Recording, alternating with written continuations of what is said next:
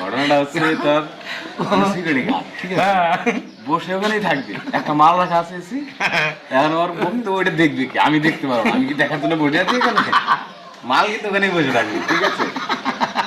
ও আর বসে নেই ওখানে, একটা জিনিস ওর সামনে রেখেছি ঠিক আছে, এমন তো না যে তোমাকে ধরে ধরে বসে থাকতে হবে, তবে ধরে বসে থাকতে হবে না, তোমাকে জাস্ট দেখতে হবে যে কেউ যাতে না নিয়ে যায়, আর যদিও নিয়েও যায় তোমার সামনে অন্যায় হচ্ছে, তুই চুপ করে বসে দেখছো, ওই নিতে দেবে না আমার, ঠিক আছে? কে ধরলি হলো।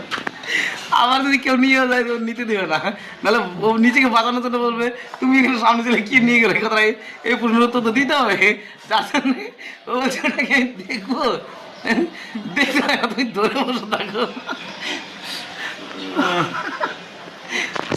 ওখানেই বসে থাকবে, ও দেখবে না, আর কি করবি?